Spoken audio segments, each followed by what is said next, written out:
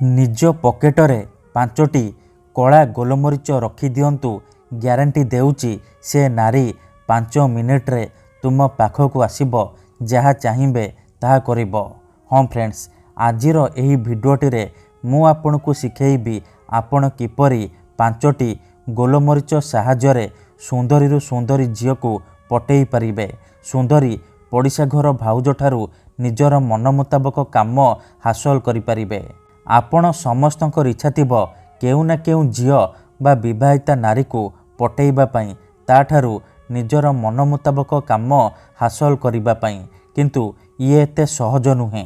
एथिपई आमर तंत्र शास्त्ररू मु आज आपणक पई 5टी गोलमरीचर एमिति एक प्रचंड महाशक्तिशाली वशीकरण नहीं आसीची, जहाकू आपण करदेले दुनियार केउ भी कुआरी झील बा विवाहिता नारी को मुहूर्तक भितरे पटेई पारिबे।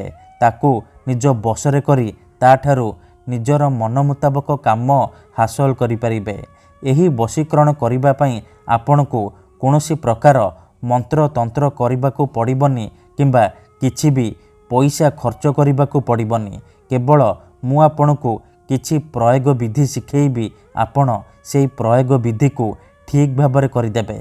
ग्यारंटी देउची तापर देखिबे जेउ झील पटु नथिला से झील आपे आपे पटिजिब। निजे आसी आपणकू भल पाउची बोली कहिबो।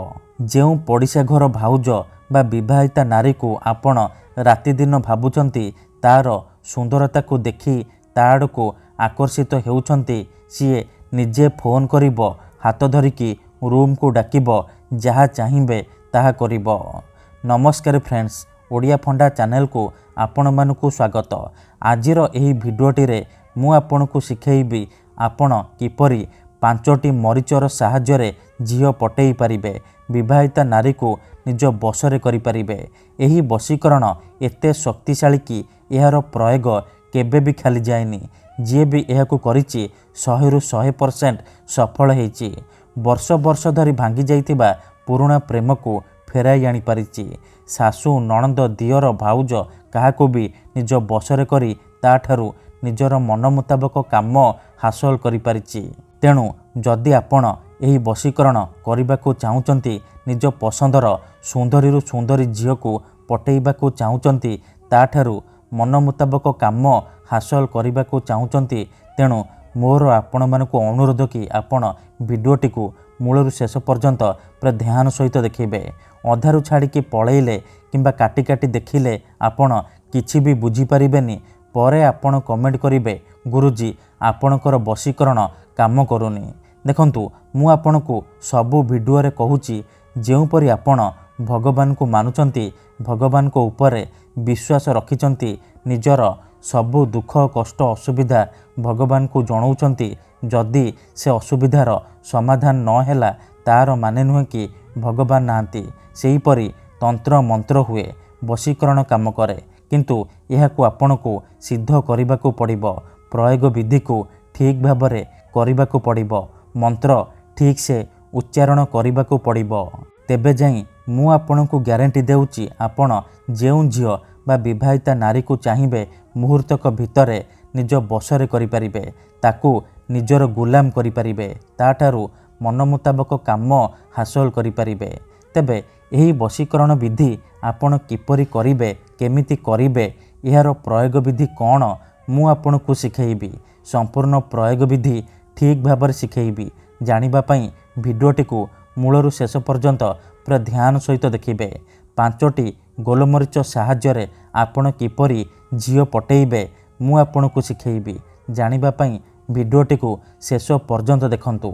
ठीक अछि, तबे एही वशीकरण आपण किपरि करिबे विधिटी जानिबा पूर्वरु जदि आपण आम चैनल को नुआ आसीचंती, तेबे दयाकरी चैनल को सब्सक्राइब करी पाखरे थिबा बेल आइकन को मध्य दबाई दियंतु, जहाद्वारा आमे जेउ भी वीडियो अपलोड करिबु सर्वप्रथमे आपण देखिपारिबे आउ तार लाभ पाई पारिबे। तेबे चलंतु जानिबा 5टी कला गोलमरीच साहाय्य आपण किपरि झील पटेई पारिबे, विवाहिता नारी को पटेई पारिबे। मने रखंतु एही वशीकरण विधि को आपण केउ भी बार करिपारिबे, किंतु जेबे भी करिबे राति समय रे करिबे। विधिटी करिबा पूर्वरु ଭଲ ଭାବରେ ହାତ ଗୋଡ଼ ଧୋଇକି ସଫା ବସ୍ତ୍ର ପିନ୍ଧିକି ଆପଣ ଏହି ବଶୀକରଣ ଆରମ୍ଭ କରିବେ। ପ୍ରଥମେ ଆପଣ କ'ଣ କରିବେ, 5ଟି କଳା ଗୋଲମରିଚ ଆଣିବେ। ଧ୍ୟାନ ସହିତ ଦେଖନ୍ତୁ, ଏହିପରି 5ଟି କଳା ଗୋଲମରିଚ ଆଣିବେ। ତାପରେ କୌଣସି ଏକ ଜାଗାରେ ଚୁପଚାପ ବସି ପଡ଼ିବେ, ଯେଉଁଠାରେ ଆପଣଙ୍କୁ କେହି ଦେଖିବେନି କିମ୍ବା ଅଧାରୁ ଡାକିବେନି। ତାପରେ 5ଟି ଗୋଲମରିଚକୁ ଡାହାଣ ହାତରେ ମୁଠେଇକି ଧରିବେ, ଆଉ 5 ଥର ସେଇ ଝିଅ ବା ମହିଳାର ନାମ କହିବେ ଯାହାକୁ ଆପଣ ନିଜ ବଶରେ କରିବାକୁ ଚାହୁଁଛନ୍ତି। ତାପରେ ନାମ କହିସାରିବା ପରେ ମୁଠା ଖୋଲିବେ, ଆଉ ସେ ମରିଚରେ ଗୋଟିଏ ଥର ଫୁଙ୍କିଦେବେ। ତାପରେ ଏହି ମନ୍ତ୍ରକୁ 11 ଥର ପଢ଼ିବେ। ଓମ୍ କାମିଚ୍ଛାମୟୀ ଆମୁକଂ ସର୍ବମୋହି କରତି କରତି। ଆମୁକଂ ଜାଗାରେ ଆପଣ ସେଇ ଝିଅ ବା ନାରୀର ନାମ କହିବେ ଯାହାକୁ ଆପଣ ନିଜ ବଶରେ କରିବାକୁ ଚାହୁଁଛନ୍ତି। ମନ୍ତ୍ରକୁ ଆପଣ 11 ଥର ପଢ଼ିବେ। ତାପରେ ପୁଣି ମରିଚରେ ଗୋଟିଏ ଥର ଫୁଙ୍କିଦେବେ। ଏତିକି କରିସାରିବା ପରେ ସେ 5ଟି କଳା ମରିଚକୁ ଖଣ୍ଡେ କଳା କପଡ଼ାରେ ବାନ୍ଧିକି ନିଜ ପକେଟରେ ହେଉ କିମ୍ବା ମନି ପର୍ସରେ ରଖିଦେବେ। 3 ଘଣ୍ଟା ପାଇଁ ଆପଣ ନିଜ ପାଖରେ ରଖିବେ। 3 ଘଣ୍ଟା ପରେ ଆପଣ କ'ଣ କରିବେ, ସେ ମରିଚର ପୁଟୁଳିକୁ ନେଇକି କୌଣସି ଏକ ବରଗଛ କିମ୍ବା ଓସ୍ତଗଛ ମୂଳରେ ଚୁପଚାପ ରଖିଦେଇ ଘରକୁ ଫେରି ଆସିବେ। ଗ୍ୟାରେଣ୍ଟି ଦେଉଛି, ଏତିକି କରିକି ଦେଖନ୍ତୁ, ଯେଉଁ ଝିଅ ପଟୁନଥିଲା ସେ ଝିଅ ଆପେ ଆପେ ପଟିଯିବ। ଧନ୍ୟବାଦ।